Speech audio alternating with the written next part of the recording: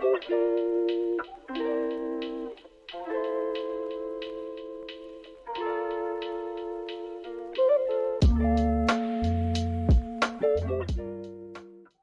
got one more thing I wanted to talk to you about, and it's just because it's happening right now, and because there are so many parallels, I think, between the struggle of the Palestinian people and your own people's struggle. So with the outbreak we've seen this weekend, all-out war in Palestine this weekend, how does your party feel about the Palestinian question? You know, you're a country that suffered from an apartheid settler colonial regime. How do you feel when you see this equivalence made between Israelis and Palestinians in all of the bourgeois media? You know, you're a country that fought a long and difficult liberation struggle with weapons. You know, do Kenyan people in general join in agreement when the Western media preaches about arms, when they claim that to harm a civilian is the worst thing that can ever happen, although the civilian is an occupier who has a choice and the person fighting back does not? What does your party feel about these questions? Yeah, first of all, Comrade, the Communist Party of Kenya is a party of internationalism. And that means internationalism and solidarity form the foundation of the Communist Party of Kenya. So we see that we must be in solidarity with all the oppressed people in the world. And that is why we say that the Communist Party of Kenya headquarters is the Solidarity Center. So we host, for example, the Western Sahara Solidarity Committee against the Morocco occupation. We host the Kenya-Palestine Solidarity Committee here in Nairobi. And actually, since we are founding members of the Solidarity Committee for our Palestinian brothers and sisters, we have the Kenya-Cuba Friendship Solidarity Committee. We have the DPRK Solidarity Committee within the party. And what I will tell you is that in our internationalist work, we are very clear about it. So that informs that the Communist Party of Kenya remains in solidarity, permanent and unconditional solidarity. In fact, if we had any material support, then we will have no excuse not to send it to our Palestinian people, our friends, our comrades, our brothers in Palestine that are finding very unequal. In fact, that war is not even worth calling it a war. It is actually a genocide. You know, it's a Holocaust, if you may want to call it that way. We don't see the forces, the occupied forces and the occupiers' forces. It is very difficult to even think that any sane person will think that, you know, Israel has any right to continue almost for 75 years to cause untold suffering, deaths against innocent Palestinian people. And even after they compromised, the PLO compromised and even accepted this two-state solution, Israel continued with their expansionist policy and for drumming the world, you know, to calling on that they're the most powerful army on earth.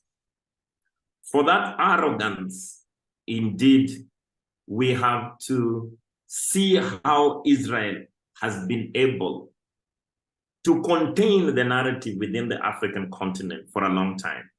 In fact, in our own analysis, they lost the narrative in 2010 completely. And what has been this narrative? The British enjoyed the ethnic narrative because the imperialists always look for a way to divide a people because that is the only way to thrive. So the Israel government used the religious narrative to divide the African population. And sometimes we also think that the people that are in solidarity with Palestine also falls for that narrative, especially when they continue to say that it's a war between Islam and Christian. So every time the media would always bring it out, all the analysis, even certain professors that I used to respect, every time they come to do analysis on broadcast TV, they will say that this is a war between Christians and Muslims, and they will try to quote certain dogmatic verses to try and justify that white settler colonialism. Even unpacking Zionism as a political movement was a painful exercise for some of the bourgeois intellectuals. So, indeed, the events of the last few days have actually brought out that the words of Julius Nyerere, when he had a conversation with this criminal called Henry Kissinger during the fight for the liberation in Africa, those words has come true. And at that time, Henry Kissinger had visited Africa, and he had a conversation with Nyerere. And his idea was that no ragtag army in Africa will be able to defeat apartheid regime. So it's better we surrender or be extinct. That was Henry Kissinger's words. But he spoke for a long time. I think it was being broadcasted. But Nyerere replied him very politely that as so long as there is a collective will of the people to fight for their right to self-determination, freedom, and their right to dignity, not any lethal air power will be able to deter those people from fighting for their undeniable right to statehood. And in conclusion, Nyerere told him on a live TV that the ANC and its armed resistance in South Africa shall win. And it was not too long since the back of apartheid was broken by the African nationalist movement supported by the Cuban combatants, the internationalists, in what even they did not believe. In fact, the United States had thought that it was the USSR they were fighting in Angola at that time. So this is something that they lost that religious narrative. And now even the day of Al-Quds is known in Kenya today as the day of resistance. And it is not taking place in the mosques, it's taking place in public squares. So the Israeli propagandists and bloggers want to return us to that narrative. And they lost it for the last 10 years. And that is why there has been a popular support, mainly from the progressives and the African people, to now to try and question. And since it is more real in the African continent, because remember the Kenyan people still bears the scars of British savagery, the British colonialism. So they can relate how the Mau Mau combatants were massacred. You know, the women were bombed just because they were taking water to the fighters in the forests.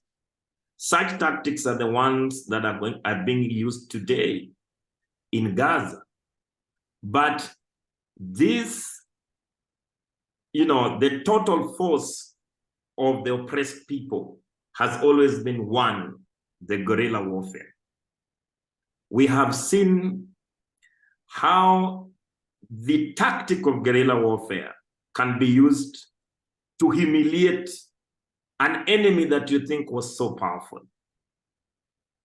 Remember, there is massive mobilization that Joe Biden has been talking about of taking the destroyers and all the lethal hardware. But we ask ourselves, to bomb who? Because the guerrilla is a surprise attack. And in actual sense, the experiment they are trying already had failed in Africa. Mossad itself has been exposed because Mossad has created a name after its own shadow, saying that it is the most efficient intelligence system. They were found naked for the first time. So it is a true confirmation that the Palestinian people, victory is coming soon to them, and the apartheid Israel state, their army is not invincible anymore. They are even spending more money to counter in terms of the mortars from the Gaza Strip. While what the residents of Gaza has been asking for the last 16 years is not even right to statehood. Some people try to confuse that. Gaza is under siege. They just want right to medicine, right to water, to build their own infrastructure, to have an airport. This is what Gaza has been demanding. But they have been faced with humiliation, horrors, and deaths. And they do not realize that the more repression they continue to put against the Gaza people, the more resistance it will boil. In fact, now deaths has become a common occurrence. It is only the Israelis that do not know death as a common occurrence. That is why now, even though this, Netanyahu is telling them that Israel is safe, that please stay home, but they are packing their bags because for them is a new reality. They have never seen such in the history of this conflict in a long time. So even the Israeli common citizens do not feel any safe anymore. That is why they are packing their bags to leave. This media attack, it's something that I don't think even the Palestinian people are worried about it, because now they have taken their own destiny in their own hands. You cannot tell me that you come and then kill my mama, kill my dad, kill my family members, and you think I will not join a resistance movement to fight against you. When I stay on the other side of the wall, even though you call me an animal, but I'm still a rational being, because you have reduced my life to, to a life of an animal, basically. Because if I still am worried about food, I'm worried about my security, I have no future. And on the other side of the wall, there is a Torah party. People are partying, people are dancing. It is even more disturbing that I have to live in such humiliation, not just for my entire life, but my children who are not even guaranteed to survive because they will be murdered. Then I have no other reason to live other than to continue to resisting the occupation. So the Palestinian people, I know they are wounded now, but they are still limping to victory. They might be thinking that they do not have much support from the world, but I think in the last several days, they have received several solidarity. We have seen the desperation of the right-wing government in Israel, who want to escalate this to a full-blown war by trying to, call on the mobilization of, to protect what they're calling the only democracy in the west side of Asia, which is Israel. But again, we see that the leaders or the ruling class in Israel, they do not know how vulnerable the United States is. In fact, how many wars are United States going to start? They have already lost in Afghanistan. They lost even, they cannot bring peace in Libya. They have lost in Iraq. The same way they lost in Vietnam. Even the smallest rebellion against the the war in Indonesia, they can only be a difference between a just war and unjust war. The Palestinian war is a just war. So they for sure will win.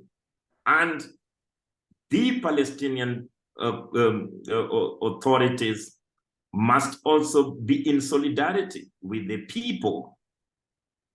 This idea of trying to tell us that the Palestinian people are terrorists.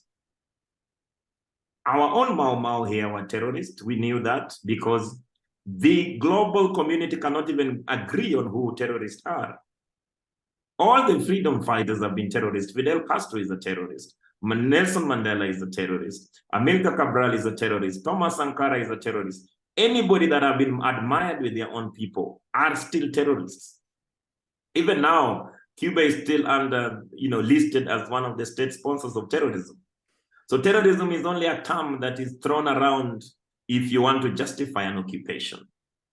The Palestinian people has a right to use any means necessary to break the bondage of the Zionist occupation.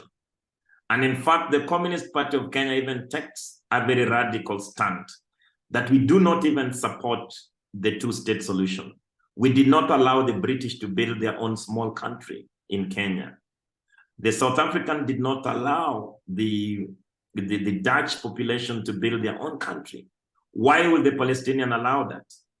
In fact, at the very least, we need one country called Palestine, where the Arabs, the Blacks, the Jews can coexist under a true democratic government of the majority and a secular state. That is what will bring stable peace in that part of the world. And what we will say that the Communist Party of Kenya remains in unwavering, permanent and unconditional solidarity with the Palestinian struggles. And we know for sure, just like the British were defeated here, the Israel, however much support they get from the United States. In fact, Israel in itself is not an independent state. It's just an extension of the United States military complex. They will be defeated. They will suffer total humiliation. And we hope that this war that they think that they can justify, that now they're saying they started the war, but we will win the war. For how long have they been winning the war? They have been, what will they do with 2 million people in Gaza Strip? They want to murder all of them?